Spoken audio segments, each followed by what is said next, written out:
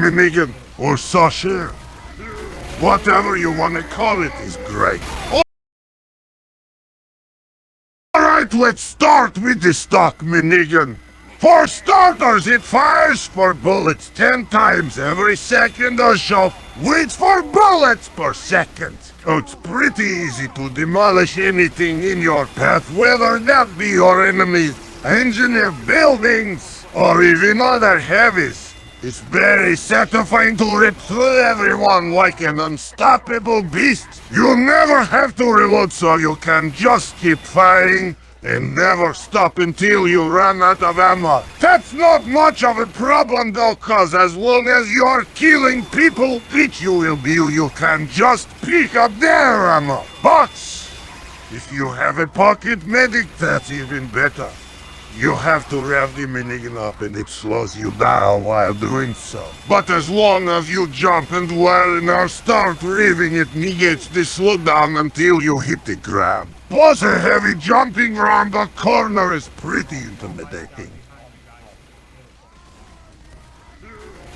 Now even though it shoots 4 bullets 10 times a second, the damage on those bullets fall off very quickly. And there is a pretty big spread, so while you might be doing hundreds of damage at close range, killing your opponents in seconds. As soon as a sniper is slightly out of your range, you are basically a free kill! You're already slow enough, especially if you're even up trying to kill that player, but even when you're not, you're still extremely slow. It takes 0.87 seconds to rev up and slows you down by 47 while doing so. You can't jump or switch weapons while you're revving either. Jumping before you rev does negate this, but if you're a new player, you're not going to know this. You can't keep crouching to avoid the sniper idea because all that does is make you stand still for an even easier shot. And as long as your opponents listen, they will hear the loud sound of your red minigun, but luckily most 2-foul players don't. To pay attention! This weapon is pretty good in them. You can deal with robots quickly. Overall, but the minigun is an amazing weapon. You don't have to unlock it, and it's one of, if not the best minigun. Let's just not talk about the debate of the minigun vs the Tomislav. Even if you're a new player, it's not extremely hard to get a kill with the minigun. If you are experienced, it will be even better. The Tomislav has 20 faster speed up time. 2-foul is a very fast-paced game, and there are a lot of instances where you need that 20 faster rev up time or you will die. It's also got 20 more accuracy than stock, so you can be at a further range. And about the sniper from before, I think he will be able to hit his shots while bullets are flying at his face. Also, he'll be able to sneak up on people easier because it has no sound while it is fully lit, so you can hide behind corners waiting for someone to turn unexpectedly into you. The Tomislav has many great upsides, so you would think it's automatically better than stock, right? Well, it has a 20% fire speed reduction, so while yes, your bullets do the same damage as stock, overall you will be dealing less because you have a slower firing speed. Like I said before, Team Fortress 2 is a very fast-paced game, so even a slight amount of firing speed can be whether you die or alive. I don't recommend using this weapon in man versus machine because the damage is just not enough. This faster rev time is not really useful either. Hulk definitely wins in the debate of man versus machine. Overall, the Tomislav is a really good weapon. It's pretty fun to use and go on a rampage on. This is the best option other than stock! The Natashcha slows anyone you hit for a short time. The closer you are, the slower your enemy this weapon is amazing. For making scouts and trolldiers cry. It's great to use when there is that one 10,000-hour scout min that is non-stop sweating. When it's revved up, you get a 20% damage resistance as long as you are under 150 health. You should still try to stay above 150 health though. Now, like I said before, the closer you are, the slower your enemies, but that also means the farther you are, the worse the effect gets. Now, the 20% resistance when you are with me, son. Great, but there is a 30% longer rev time, so even if you are in a situation where it could be useful, by the time you get your gun that you're already dead. Now that already sucks, but it also deals 25% less damage than stock, so even if you manage to get rid of it, you still have a high chance of dying because your damage, even if you do use this weapon, another downside is that anyone you kill with it is going to get pretty mad and probably going to tell you to kill yourself. I don't recommend using this in man versus machine because the slaying is not that great and the damage is not enough. Overall, this is an okay weapon. I recommend using it when a scout or trolldier is extremely annoying. It is pretty fun to slow your enemies down cause I know when I'm the victim of this weapon I feel like I'm going slower than a brass beast heavy.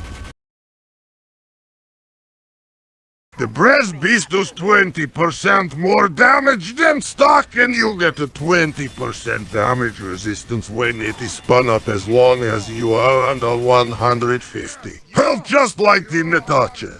It's extremely fun to just destroy everything with this weapon. The damage is insane. You get killed so quick with this weapon. It's like meeting Pyro without Pyro vision. If you can get a pocket medic, it's like playing as a level 3 sentry. Res Beast Heavy is level 4 sentry. Now this sounds like the best weapon, but the downsides of this are pretty extreme. You have a 50% slower rev time, so you better hope your gun is already spun by the time someone randomly comes out and attacks you. Now you might think, I can just stay spun up and move the entire time without stopping. Nope, there is 60% slower movement speed, so you are walking slower than it takes for a day to come out. You ever wanted to play as a sentry gun? This is the weapon. For that, if you are using this weapon, there's a chance you're an easy pick for a sniper or a spy. Even if there is a spy, you won't be able to kill it with your minigun because it takes so long for it to rev and any competent spy player will be able to kill you with their revolver. This is probably the best weapon for man versus machine as heavy. As I said before, you are basically a sentry that can move its place whenever you want. You just can't do everything, especially if you have a crit medicine dispenser. Overall, I don't recommend this if you're new, but if you have experience, then I think it could be pretty good. As long as you know what you're doing, this is a great weapon. Having pocket medic makes this even better. You get rings of fire around you while you have your gun spun up, and the afterburn from the rings are 25% against your enemies, as long as you're using your weapon. The enemies is close enough to be lit on fire, you will most likely have done a bunch of damage with the minigun to them, so if that did not finish them up, then the afterburn sorry will. This does help with new spies! You lose 4 MA every seconds while you're spun up and you do 10% less damage than stock. Even though you lose 4 ammo every second, as long as you're getting kills, you should be good. 10% less damage does not help with getting kills. Even though the fire rings around you can help for spies. Unless they are a beginner spy, then they will just jump over it and stab you! I do not recommend this weapon because the rings of fire do not help in the 10% less damage. Does not either. This is just a direct downgrade from stock. Overall, this weapon is okay. You lose ammo fast and the ring of fire is not that helpful because there's a high chance if you are close enough to someone to catch them on fire, you are already dead or you are already dead. The rings of fire don't do that much damage anyway, so even if a spy gets caught on fire, they will be fine. The best time to use this weapon is in a pellet match because you can just stick to the coast and never run out of ammo. Thanks for sticking to the end of the video. This was the first video I did like this. For sticking to the end, I will give you some trivia about the miniguns that you can tell your friends. The stock minigun weighs 330.75 pounds. For reference, a real-life minigun would weigh about 86 pounds. In the game files you can find the Natashcha is referred to as the minifun. The Tomislav's name is Svetlana. The breast beast name is Oksana. And the hair-long hitter's name is Sheila. All names Fire Dragon and Genius. Make sure you like and subscribe. The secondary should be next. Would you want unedited footage from the videos? Comment below and I can post them as long as I steal them by the time this is up.